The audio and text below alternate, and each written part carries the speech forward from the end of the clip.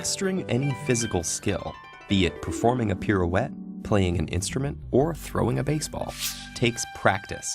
Practice is the repetition of an action with the goal of improvement, and it helps us perform with more ease, speed, and confidence. So what does practice do in our brains to make us better at things? Our brains have two kinds of neural tissue, gray matter and white matter. The gray matter processes information in the brain, directing signals and sensory stimuli to nerve cells, while white matter is mostly made up of fatty tissue and nerve fibers. In order for our bodies to move, information needs to travel from the brain's gray matter down the spinal cord through a chain of nerve fibers called axons to our muscles. So how does practice or repetition affect the inner workings of our brains? The axons that exist in the white matter are wrapped with a fatty substance called myelin, and it's this myelin covering or sheath that seems to change with practice. Myelin is similar to insulation on electrical cables.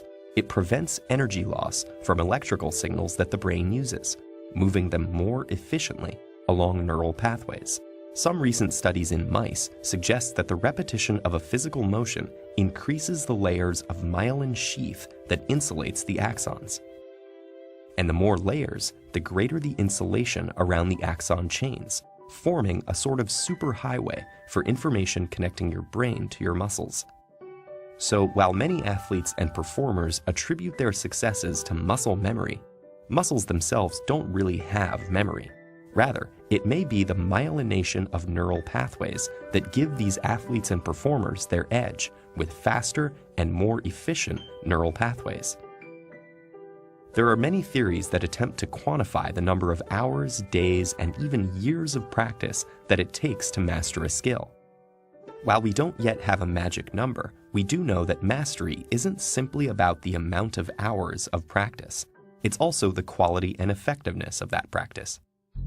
Effective practice is consistent, intensely focused, and targets content or weaknesses that lie at the edge of one's current abilities. So if effective practice is the key, how can we get the most out of our practice time? Try these tips. Focus on the task at hand. Minimize potential distractions by turning off the computer or TV and putting your cell phone on airplane mode. In one study, researchers observed 260 students studying. On average, those students were able to stay on task for only 6 minutes at a time. Laptops, smartphones, and particularly Facebook were the root of most distractions. Start out slowly or in slow motion. Coordination is built with repetitions, whether correct or incorrect. If you gradually increase the speed of the quality repetitions, you have a better chance of doing them correctly. Next, frequent repetitions with allotted breaks are common practice habits of elite performers. Studies have shown that many top athletes, musicians, and dancers spend 50 to 60 hours per week on activities related to their craft. Many divide their time used for effective practice into multiple daily practice sessions of limited duration. And finally, practice in your brain in vivid detail. It's a bit surprising, but a number of studies suggest that once a physical motion has been established, it can be reinforced just by imagining it. In one study, 144 basketball players were divided into two groups. Group A physically practiced one-handed free throws, while Group B only mentally practiced them. When they were tested at the end of the 2-week experiment, the intermediate and experienced players in both groups had improved by nearly the same amount.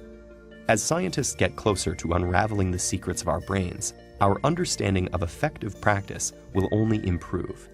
In the meantime, effective practice is the best way we have of pushing our individual limits, achieving new heights, and maximizing our potential.